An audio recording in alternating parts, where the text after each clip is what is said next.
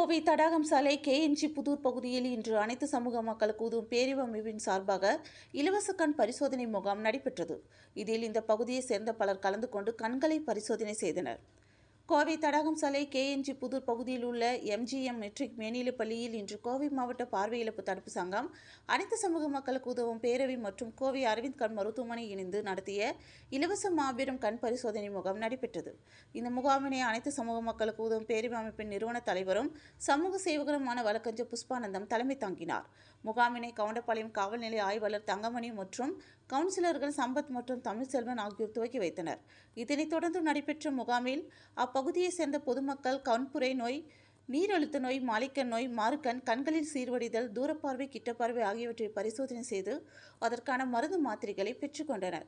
மேலும் அறுவை சிகிச்சைகள் தேவைப்படும் நபர்களுக்கு இலவச அறுவை சிகிச்சையும் செய்யப்பட்டது. இந்த முகாமில் சிவாஜி காலனி குடியிருப்போர் நலசங்க தலைவர் லயன் டாக்டர் நடராஜன், வழக்கறிஞர் குமாஸ் தக்கல், லட்சுமி திவ்யா பால்ராஜ், ராஜா பேக்கரி உரிமையாளர் கனகராஜ், CS சிட் ஃபண்ட்ஸ் நாணயன், பரிமளா, ஜான் மற்றும் ஓய்வு பெற்ற துப்புரவு மேற்பார்வையாளர் நாகராஜன், கஸ்தூரி, மௌனிஷ், அனூர் சேகர், அரவிந்த் கண் மருத்துவமனை மருத்துவர் ஹரிதா மற்றும் PRO முத்துசாமி, வேல்முருகன், கவுண்டபாளையம் பாபா அறக்கட்டளை நிர்வாக இயக்குனர் கனகராஜ் மற்றும் கிருபா உள்ளிட்டோர் பலர் கலந்து கொண்டனர் என்பது குறிப்பிடத்தக்கது.